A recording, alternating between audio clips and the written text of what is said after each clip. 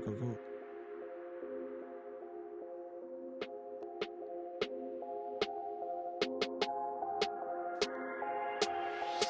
Yo, what's up? I need your mics. Yeah, let's start that over. Yeah. Right. Well, not gonna start that over. What you did was great. Me and Ivan messed it up. No, that's okay. That's okay. We'll start over. We'll just go. Hold on. We're gonna start. Let's try this again. Yep. There we go.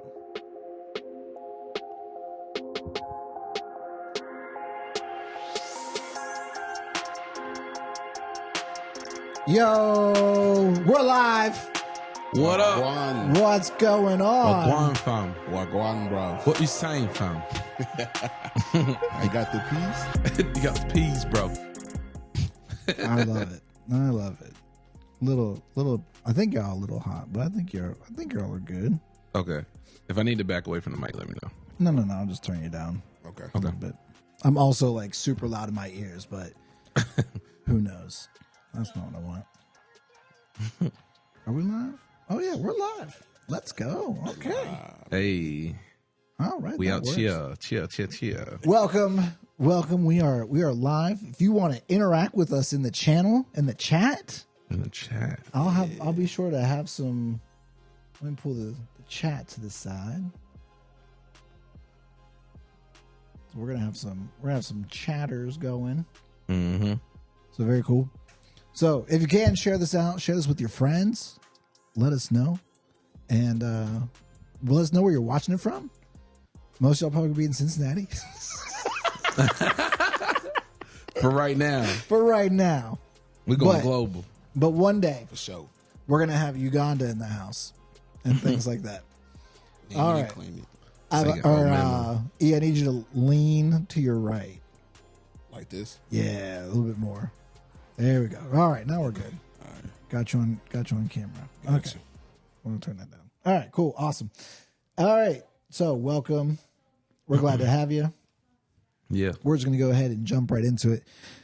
The first question that I proposed is talking about limiting constraints on art style in different arenas, and then not being able to call certain worship music, and then finding that balance. So the idea where this came from, I mean, it's been the age old question, right? Like it's those that do hymns only, like just voices, like not even piano, Yeah. right? And then the eventual, for lack of a better words, commercialization of worship music. So introducing guitar, introducing bass, drums, blah blah blah blah blah. Fog machines. And Fog lights. machines, all that stuff.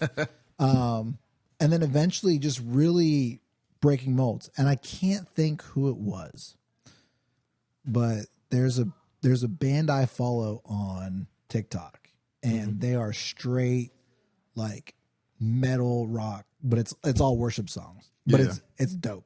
I like it. So my question then becomes, how do you find the balance?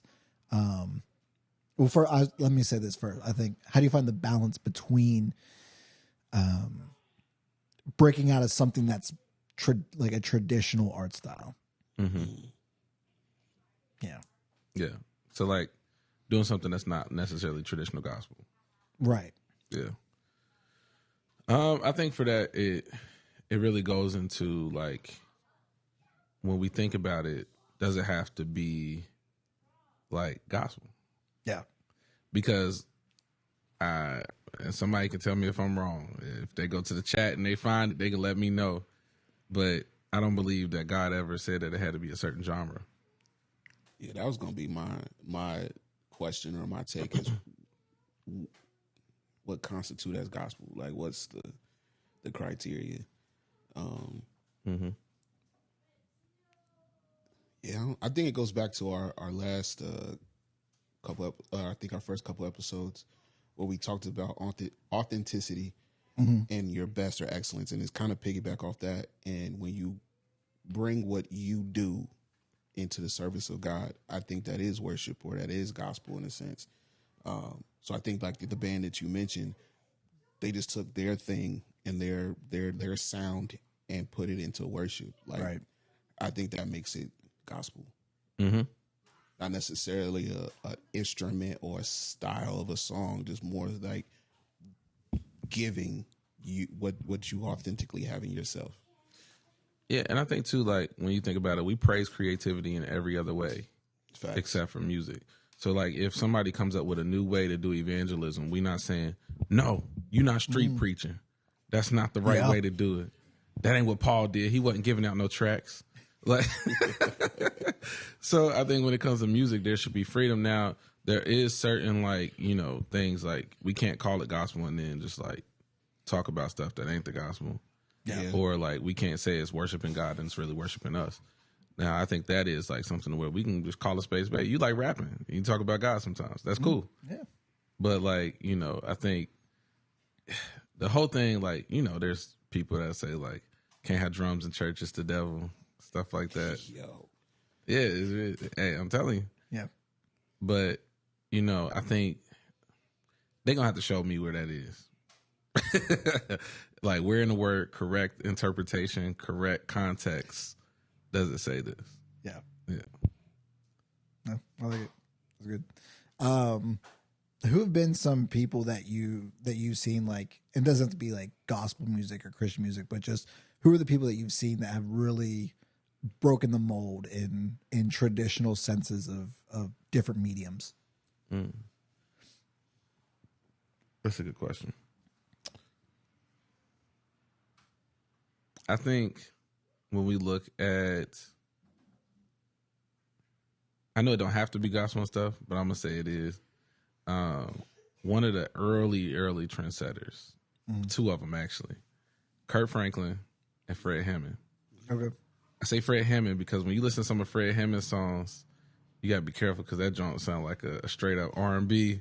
Like him and Commission had a song, they did a live version of it called "Lay Your Troubles Down." Yeah. And it's talking about God, but if I played that mug, you wouldn't listen to them words. You probably like grab your wife by the hand, and be like, "We about to hit the floor." But like, but him and Commission, he talks about how like back in the day, a lot of gospel music was influenced by R&B music, and R&B music was influenced by gospel because a lot of R&B artists came from the church. Yeah. But then you got Kurt Franklin, who had Salt and Pepper. Like that was crazy. That was one of the first verses I ever learned, rap verses. And that joint was cold. Can't nobody tell me she ain't kill that. But he was one of the first people to be kind of edgy and, kind of break that mold. Like, of course, he sung stuff like Silver and Gold, but like when he did God's Property, that was big. Okay. Yeah. For me, I'll give a couple examples, and I'll give secular and Christian music. For me, it was I'll start with Lecrae. I think when I saw growing up, I wasn't into gospel music. I like Kirk Franklin. I like Fred Hammond. It was cool, but I love rap. And the rap scene for Christians was, don't make me rap, but it was just more about just Jesus, Jesus, Jesus on the 808 beat. And I couldn't get jiggy with it. I couldn't.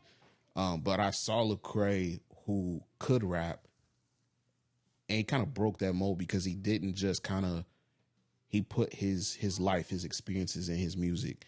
And so I kind of see and relate. When I heard from others, there was no putting themselves, their struggles or none of that into their music. They just talked about devil, you suck, and it was Jesus that saved me. So nana boo boo. It was just like that type stuff. And I was like, I can't get with this.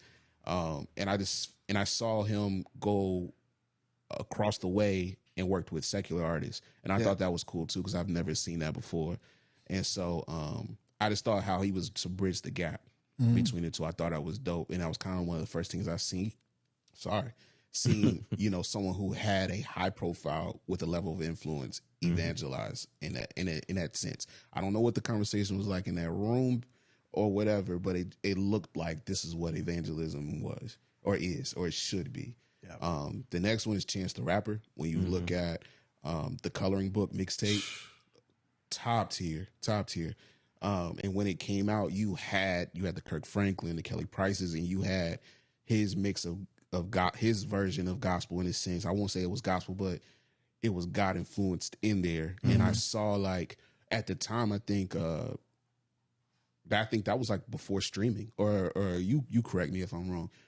We went from album sales into streaming because we were transitioning. They were transitioning. He was one of the first to do that, and I thought that was pretty dope to see that. And of course, I'm always going to throw Cole in there. For him to be in a competitive field of rapping or of hip hop, and to see where he's always put himself in the music, and it looks soft, or it looks as though it's not,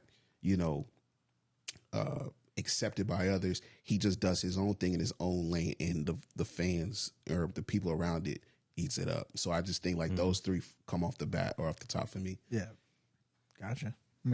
I got a confession I need to make. What's up? Oh man, I know 2 Kirk Franklin songs. Yo, first it was what was it? The first episode where it was like I just started Barton, and now it's like I know 2 Kirk Franklin songs. What's the 2? Smile. Okay. And Bless Me. But okay. Those are the only 2 Bless that, Me like, and Bop though. Yeah, those are the only 2 I know. I've just never listened to Kirk Franklin. And so That's real. when we were in Dallas and Kristen's like, because Kirk went to Oak Cliff, Kristen's like, oh yeah, I'm gonna introduce you to Kirk Franklin. I'm like, okay, cool. So I was like, I don't know if I was one of the only people that have been like, you're just the guy. Like I don't. He's been worshiping next to Kirk Franklin for months, and didn't even know. But it was funny because like this is a true story. Kirk likes me because I'm short like him. It's true There story. it goes. That was like the first thing. He's like I like you. He's like I like you, brother. You're short. You short, brother. So I was like, It's my nephew. My cousin them. But yeah. So that's a confession. So like No, that's dope. Couldn't tell you a single other Kirk Franklin song. Stomp. Next time you in the I've gym. heard of Stomp. No. Next time you in the not heard gym, Stomp. when you trying to hit that PR, turn on Stomp or Revolution. I'm about to say I guarantee you gonna hit it. Is Revolution the one where it's like, do you need a revolution? Yes. Okay. Yep. So I know 3. Okay. There we go. Say, like you got to know one of those. Like you may not know it word by word, but you have had to have heard it when it came out. Yeah. But you would like some of the stuff he did though, because like, well, I don't know. I don't know if you like that type of rock though. But like he did the little shout, let it all out.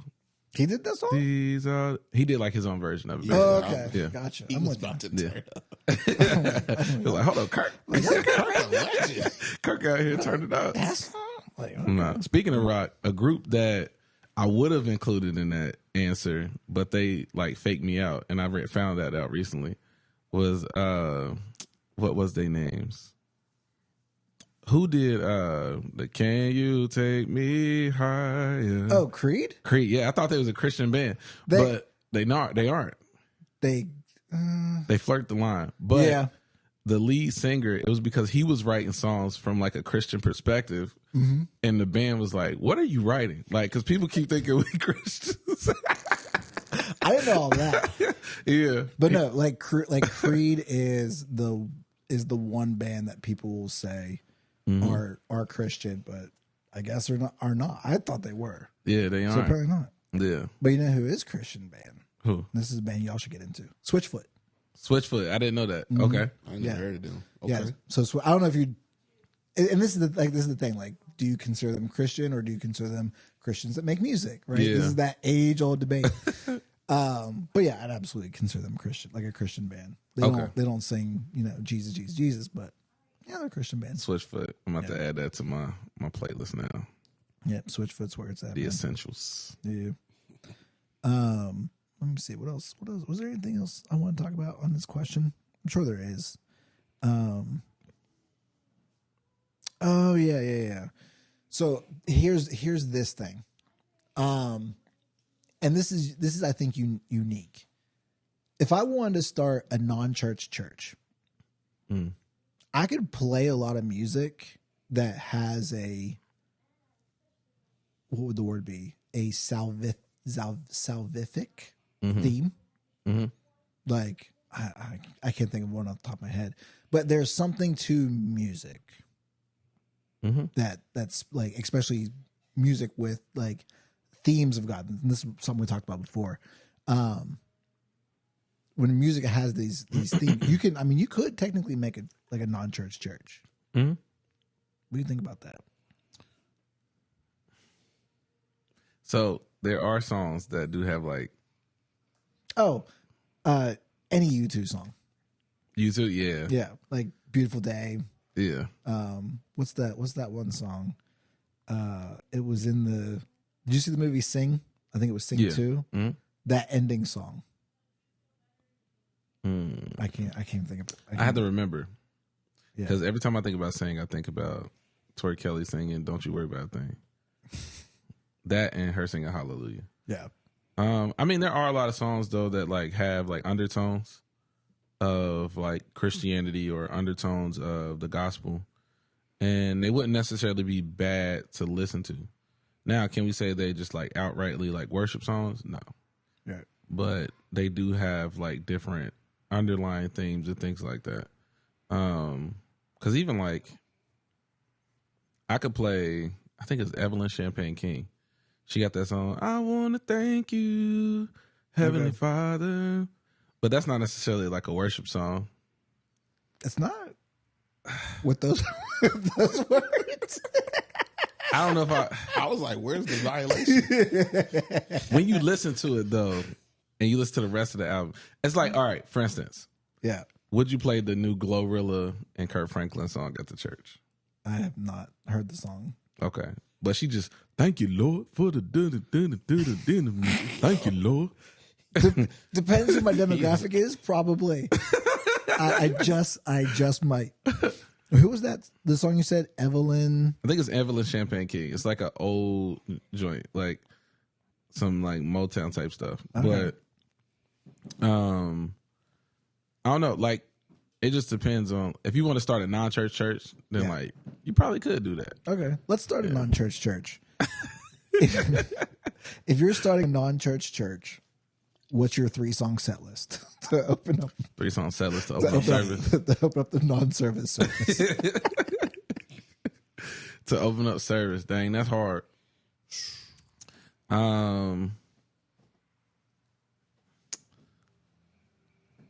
I might like, because at that point, kids or my wife. your wife. What do you want? Welcome to the pod. Yeah. What do you do? Special guest. Oh, you just I'm going. First song might be.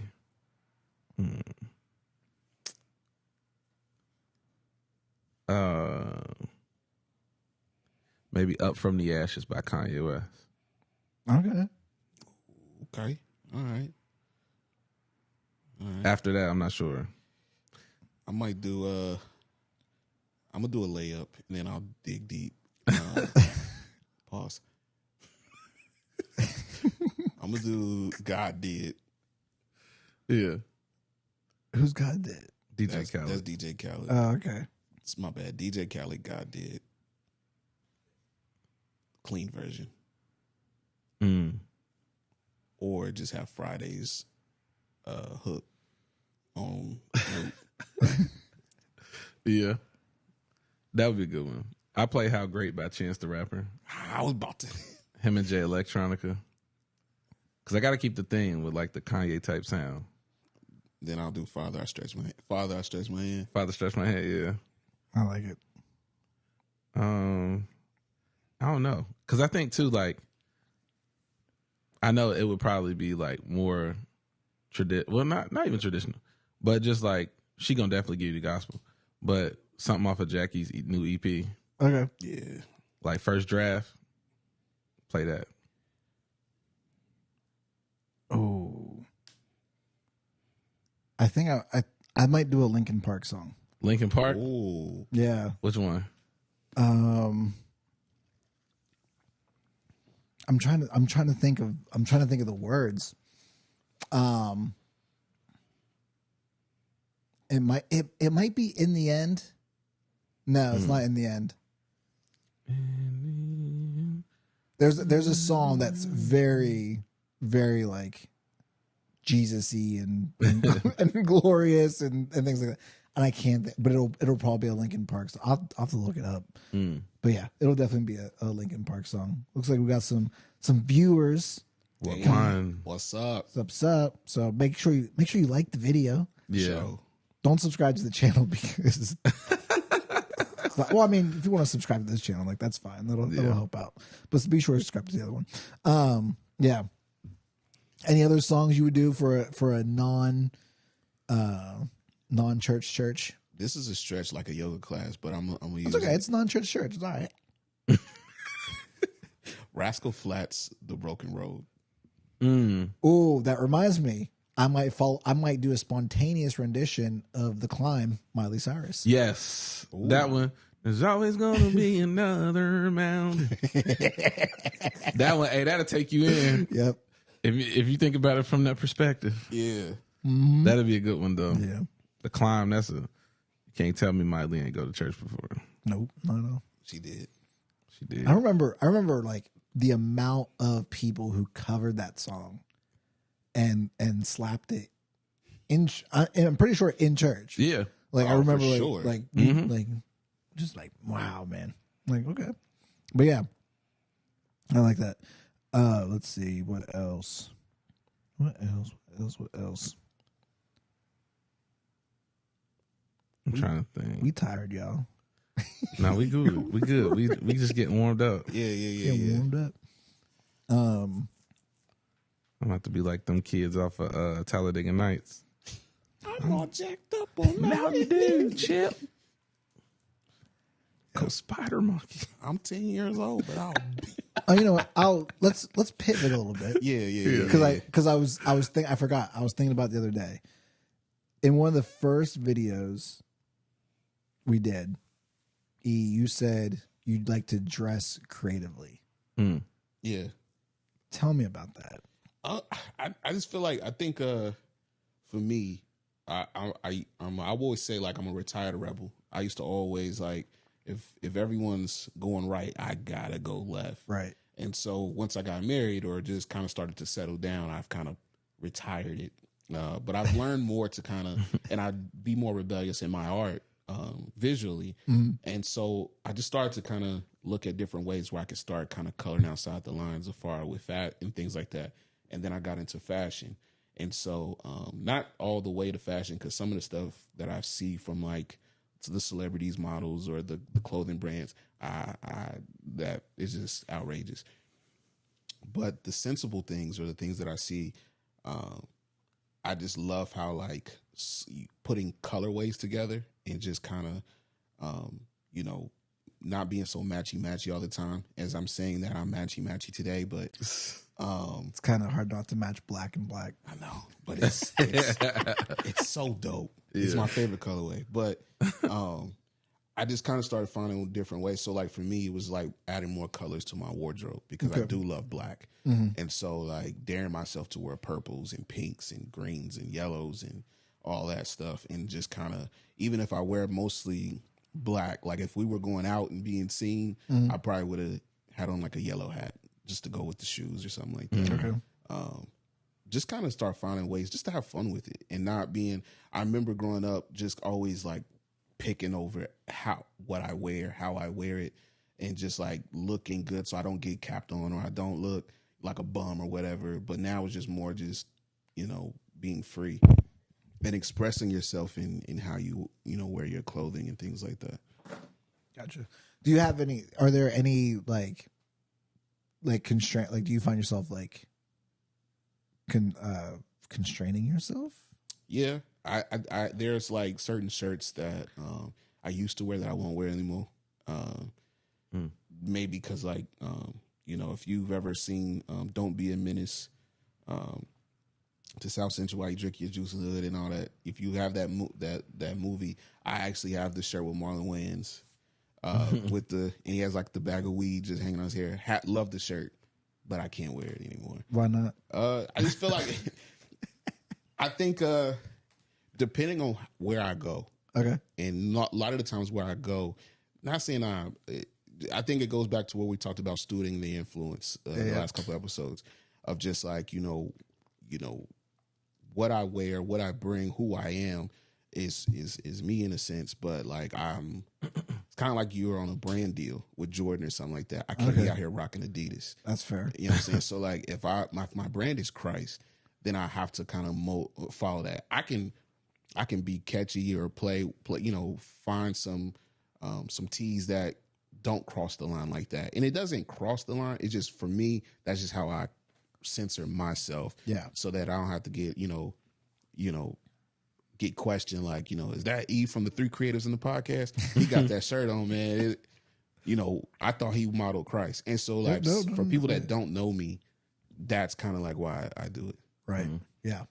That's good. That's good. That's real good. Yeah. Yeah. What about you? I think I got into fashion a little bit late because, like, I was a kid. One, growing up, Shaquille O'Neal was my favorite basketball player. And then he got... Did you have the Shaq shoes? What? Yes. Every one of them. Rocked them. Faithfully. Proudly. Told my mom, we're going to pay less. When it's time to shop for school shoes, I'm going to pay less. I want the Dunk Man emblem on them Air Force One looking shoes. No, absolutely not. I was locked in with Shaq as a young kid because I used to think I was going to be tall too, but we see what happened. And so,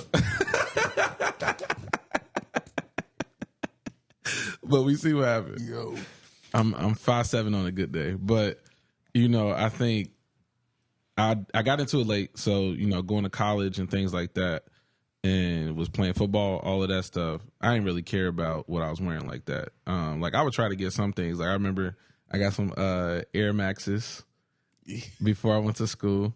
Remember that? I don't know why I got some shell toe Adidas. They was cool back then, but then they went out fast, and like nobody was rocking shell toe Adidas anymore. But then after college, like I had to start actually like putting on actual clothes instead of sweatsuits and stuff. And so I remember a few years ago I watched that show, The Hype. Yeah. And that's what kind of got me more into fashion. Looking at the way that they did different colors, different prints. Like even the whole thing of like, I remember somebody on there made a hoodie. Mm-hmm. And like one of Offset's critiques was that there was no pocket on the front of the hoodie. I'm like, why does that matter? Like, why would that be like the biggest thing that you critique on that? But like even seeing what like certain streetwear things people rock, different things like that. So I started trying to put together like my wardrobe and all of those things. And then as well, trying to take risk. I think that's the like thing that I get stuck at when it comes to creativity with fashion, knowing where to take risks. Yep. I don't mind taking risks. It's just like where to take risks to where it's like it makes sense or like it's going together. Like why you were doing it in a creative way, if that makes sense. Yeah. Sometimes with fashion, it can feel like a painter who's painting things that are great but don't know how. Like that's real. Yeah. Like I feel like I was just in the zone and I did something and it worked. So sometimes with fashion, I try to like branch out. There was a guy while he was talking, I was actually looking at what his page was called. It's called AD Sneaks. His name is Andrew Dutton. He's dope. He is. Dope.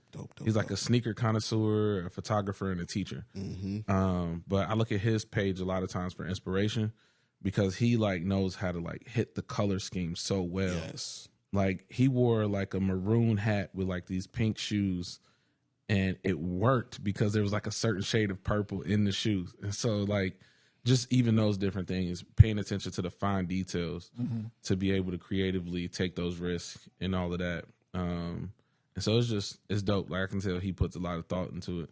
And so I'm trying to get on that level to where I can do that myself. Yeah. Yeah. That makes sense. I like it. I just don't have it to be creative in the fashion world. But in what ways do you like be creative? Like in what ways for you? Like for us, it's fashion, like you said. But if fashion ain't yours, what are the ways that you kind of break out of the mold and be creative? That might not be necessarily your go-to medium. Yeah, it's definitely not. And I sit here in my oversized Carhartt t-shirt. Hey, Carhartt coming back. Carhartt is a good brand. Is it really? People are deliberately seeking Carhartt pants right now. Oh, okay. Yeah. Trendsetter. Yeah. Trendsetter. Kirk was right about you. All right. Okay. No, I don't. That's a tough. That's a tough way to think about it. When I think about the different ways to, I'll say this. I like figuring things out. Mm-hmm.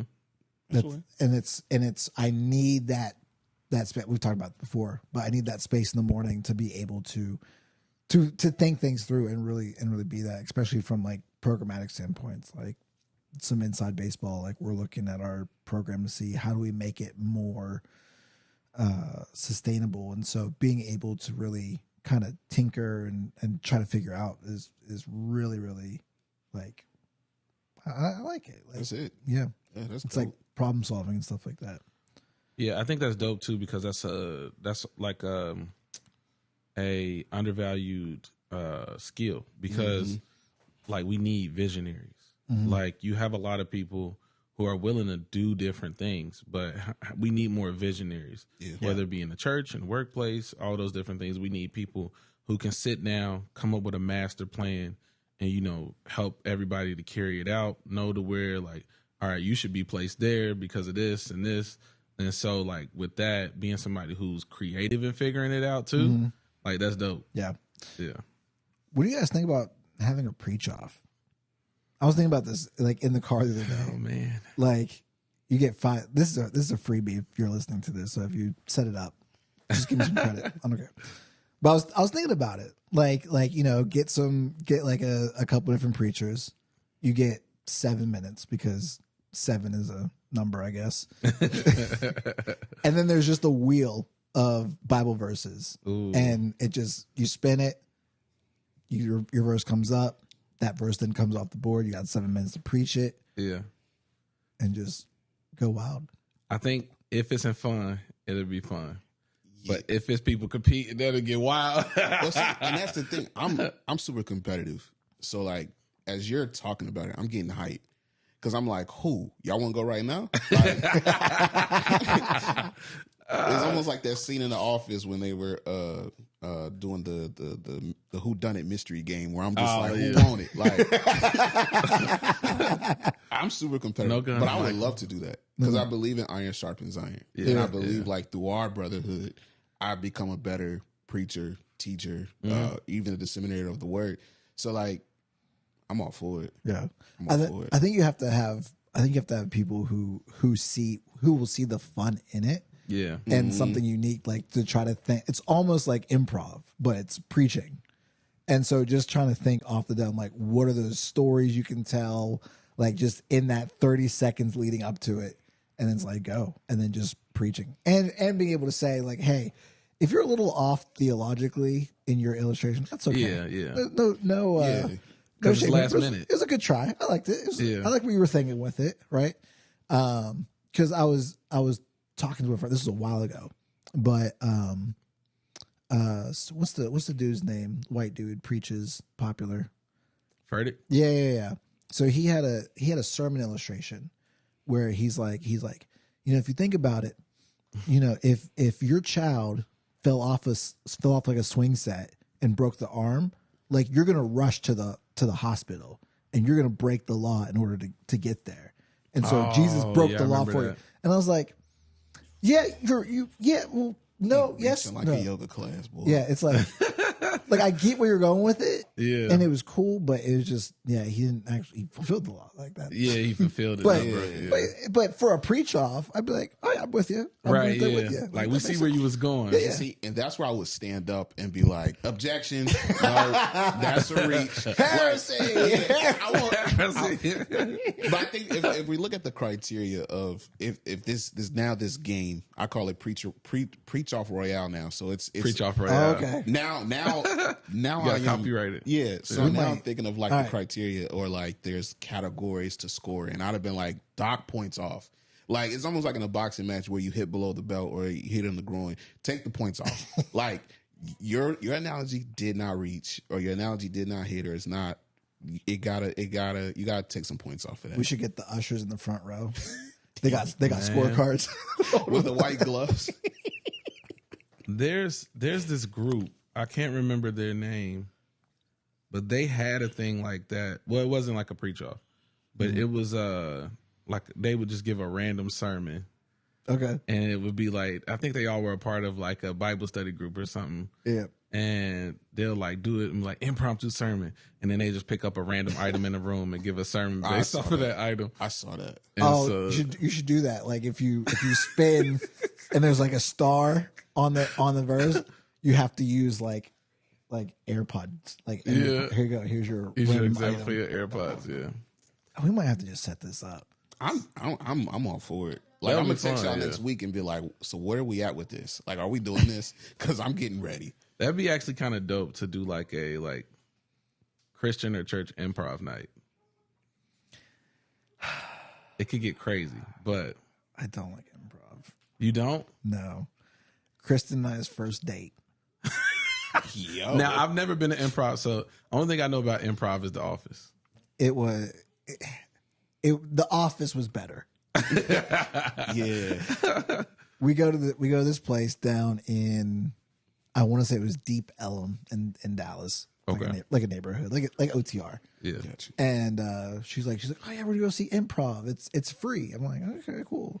And it was like it wasn't their A team, wasn't their B team, wasn't their C team.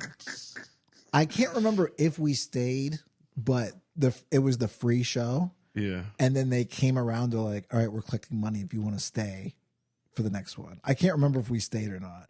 That's crazy. But that first one was just awful. Just terrible. I think you got to do it in a certain way. I like the improv idea. I think you just got to do it in a different way. Or like an improv game night. Something like that. Like, because even like I like Kev on Stage. I don't know if y'all seen it, but they do like an improv sketch comedy show. And it's called The Hospital. And it's just like, it's hilarious. Because like they had Tahir laying on the table. And he was like supposed to be like somebody who was dead. And they had did an autopsy on him. And like, what's dude's name? The comedian, his name like CT or something like that. Oh, CP? CP, yeah. And he's like hilarious. So when he went, he was like, we looked at his body. It was just freckles everywhere. He had freckles inside his stomach. And he was like, you know what? We think he'd been dead for weeks because the way it looked about his toes, it looked like rigor mortis set in a while ago. So like just stuff like that. Like it was just funny. Yeah. So I think done in the right way, it could be cool. Yeah. But maybe not improv in a traditional sense. Yeah. But no, I mean, but that's the thing, right? Like breaking those constraints. Like you're gonna get the people who are like, no, you can't do that. You can't have a pre-chop. Like it's fun. It's all fun. But all right, well, if this video gets 6 likes, we will organize a pre-chop and invite you. Same guys. Bad. We could. Ooh, I want some of the best in the city. Where the camera at? I want some of the best. I want the best in the city. Let's go. My squad versus yours. Let's go. I like it. We should do one where like you gotta preach as somebody preaching that sermon. So like preach as Denzel talking about Psalms 23. As the dear lamb. Oh no, that's the Lord is my shepherd. The Lord is my shepherd. I shall not want. I'm leaving here with something. How would you preach the Sermon on the Mount as Will Smith? As Will Smith.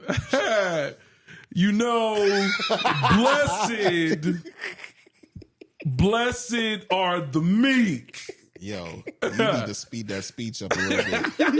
The GOAT don't speak that slowly. He be doing that sometimes. The Jay Farrell impression is always my favorite. Yeah. All right. If this video gets 6 likes, we are gonna 6 likes. I'm down. 6 likes. We're gonna schedule the what'd you call it? The preach-off. I'll come up with a Preach-off better name. Royale. Preach-off Royale. I like Preach-off Royale. Preach-off Royale. Oh, Yeah. okay. Yeah. I like Preach-off Royale. That'd be a fun night. That'd be dope. Ooh, get some t-shirts made. I'm There you down. go. There we go. We could have a Q&A, almost like, have I sent y'all tonight's conversation? Yes. The TikTok. Mhm. We could have almost like that, That'd be dope. like at toward like a mid show, Yeah. like that, and get some people to talk about like preaching and things like that. That'd be dope. Yeah, invite a bunch of people. I'm down. I'll reach out to the church. I'll be like, hey, can we do a preach off? That would be funny. That would be dope. It'd be cool if we could get some like the established pastors. Like just get a couple of them. Just be like, Yeah. ooh, old school versus new school. That would be interesting. That would be pretty cool. I want the smoke. Yeah. I want the smoke. Who would you request for the Cincinnati Preach Off Royale? I don't even know. That's bad because I should probably know this. I got names, but I just want them to like. I want you to see this, and I want you to be led. Give me one. Give me one. You're leading. You're leading right now. Let the Holy Spirit use you. That's dangerous. All right, we got to get Keith. Yeah. I think for Keith is dangerous because he can bridge both worlds. He can. can be old school Baptist, but he also can go contemporary. Have you seen his headshots? We love you, Keith. I love you. No, I have not. He the preaching game Ichigo. It's old school. It's old school preacher. I love it. But see, that's where he comes from, though. So that's like his school of, like that's where he's from. And then as he's gotten older, he's developed a contemporary style. Yeah. Mm-hmm. But he's the one I would like to.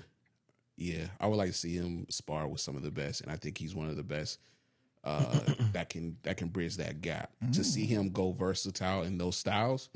That'd be tough. Because even as a speaker, like he's developed some skills as a speaker. I'm like, dang, that's kind of like the rhythm in which he presents stuff.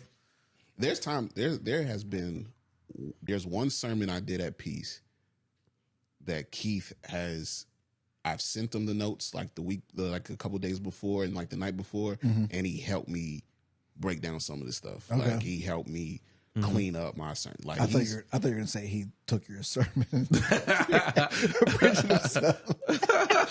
That'd be funny. No, That'd be funny. No. He has definitely helped me in the game. So I would definitely like to see him go. Yeah, for sure. I have to think of some other ones. Shout out to Key. Yeah, for sure. The new pastor at Constellation. Yes, sir. What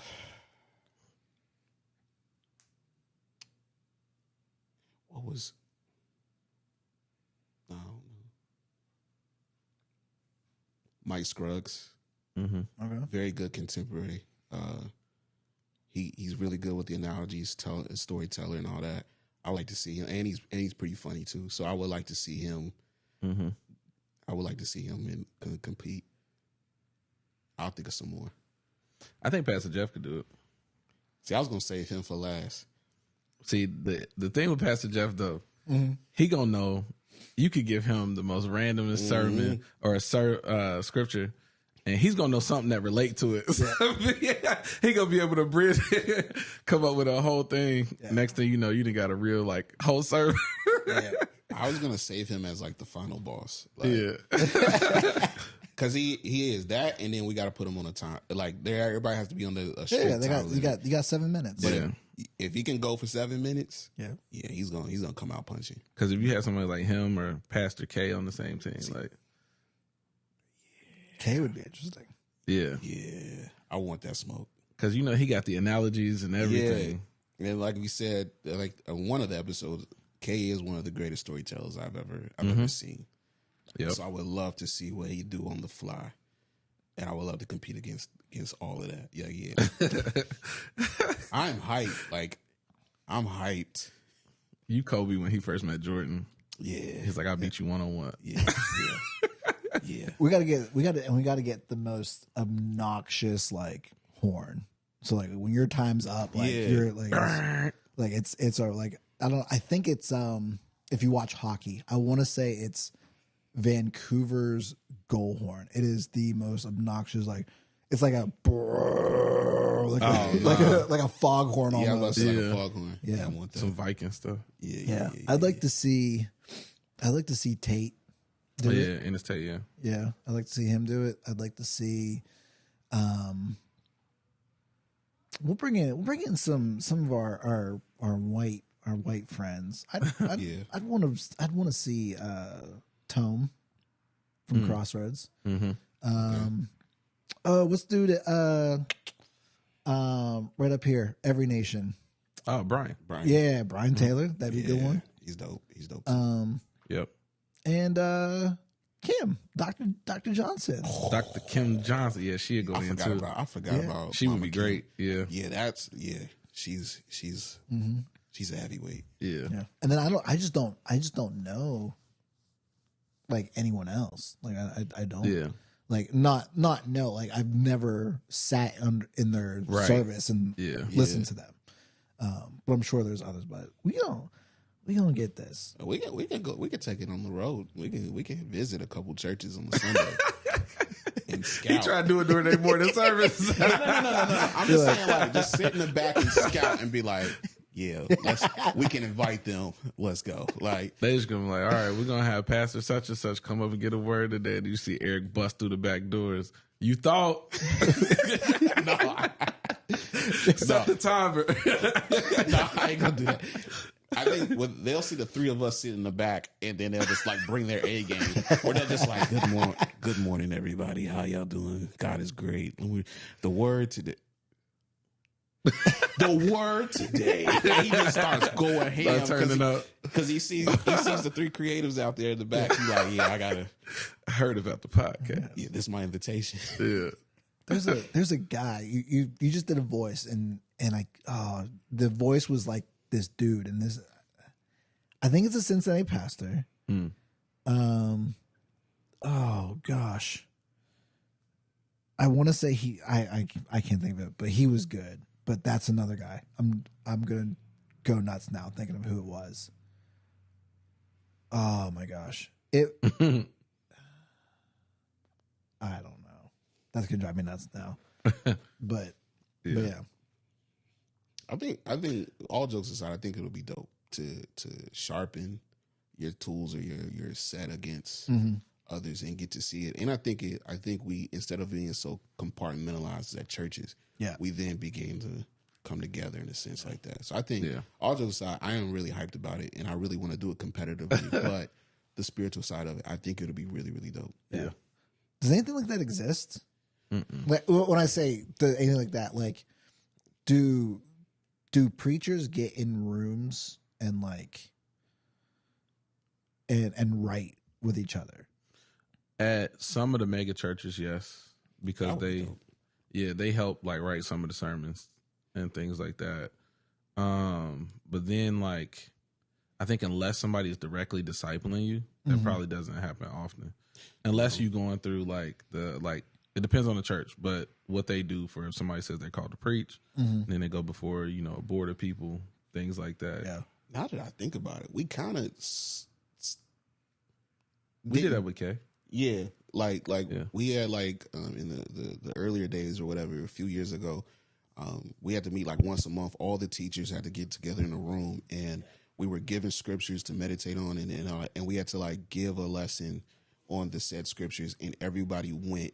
And so like then whoever went at the time, they'll get up, probably do a few minutes, do they set, and then the rest of the room critiques, their mannerisms, the text, the analogies, all of that.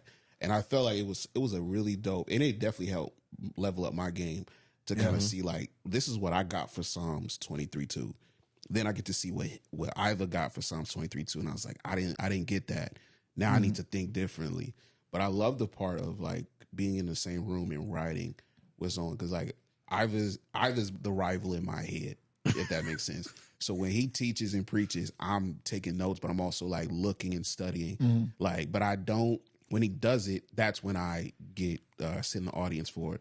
But I don't pick his brain while he's prepping and preparing. I should, and I know I always got the access to, but I don't. Right. But there's things that he brings out of text that I'd be like, I've been reading my word for over 20 years, and I never got that insight. Yeah, how did he do that? And I start to like think of how he thinks of it, or like I love storytelling and analogies, and he's more to the text and like what's behind it, and so that helped me to get in behind the text. So I love this idea because I think it's going to help the preachers that agree to participate step up their game, or just to see another side of things. Yeah, because I mean, artists will do that. Like like rappers, if they're on the same song, Yeah. like they're writing back and forth, like Competitively. right. You hear the stories if you're on that side of TikTok, at least I do. Yeah. Where they are, it was it Kanye? I think it was Kanye. I think it was the monster song. Monster, yeah. Where like They had Eminem turned in his verse and like everyone went and rewrote theirs. Oh no, you probably you're talking about Forever? Forever. Or Forever. Yeah. So like, so why Top isn't tier that? song. So why isn't that happening in church? Because as you were as I was thinking about what I talked about and I was thinking about what we're talking about, I then start to filter this through like all right, but is this biblical or is this spiritual? Is this in line with what God has for us? Or in the sense of like, does this fit? Is it better to be like, in this sense, you got a choice to be competitive or Christian. And I feel like we choose to be Christian because competitiveness just brings out a certain energy. Right. And if you've ever been around me and play, I love to be competitive and I talk trash. Yeah. But I absolutely, if we're hooping, me and Iva will play one-on-one, or you came out and played with us. we'll tell that story, but But I'm talking trash, but I absolutely love who I'm across. And sometimes, or most of the time, people can't compartmentalize the two. Yeah. As me, I would love to be in a space of like that because I'm not going to get offended if you're better than me or whatever. I'm just going to work harder. And I think, like you said, iron sharpens iron. And I keep going back to Proverbs. There's things that just going to bump against you and friction you, but it makes you sharper. Yeah. And I think that's, we don't do it because I feel like we can't control our emotions when we're being competitive. Yeah. And it's not even that, like that competitive piece with the preach off. Like, it's just like, it would make sense. Like if you're a preacher, like it would make sense to get with other, like, as I'm thinking about, like, it makes sense to get with other preachers and be like, hey, here's my, I keep hitting this stupid thing. Here's my sermon for the week. Like, this is what I'm thinking on and writing on. I apologize, listeners.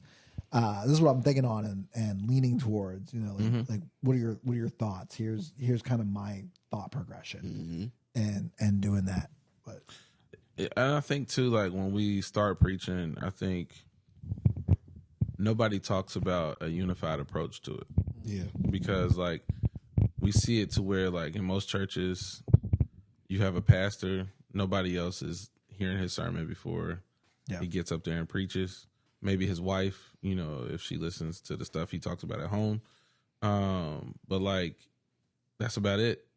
And then like until we did that at Peace, to where we were all in a room, all the people who were teachers, not even just preachers, but teachers, preachers, all of those different things. And we were able to really kind of implement iron sharpens iron. That was my first time ever hearing of that. And I think to some degree in the Christian world, we are competitive. And some church culture, safe space, bro, be a little prideful with it from here. And I'm not saying speak the truth, Candyman. I think sometimes we pride ourselves on being such a good preacher that like we don't leave room for that because we want people to be like, I used to hate it growing up. They were like, Doc, that was a good sermon, Doc. And like saying stuff like that. Like some people, they thrive off of it. So they're not going to invite somebody else into that space because they want to take like the glory from it, different things. And that's the hard part of being in any position to where you have people's attention or you have some sort of influence. Like you got to take a humble approach. But I think just overall, we either know people that are prideful, we are prideful, or we're scared that it could turn into a prideful situation. Yeah. One of the young kids at our church, well, not a young kid. I mean, he's a teenager. Nick, we were talking to him and his mom a couple weeks ago, and she was saying like he's saying like he feels like he has something he wants to say. I'm like awesome. Like, right? Yeah.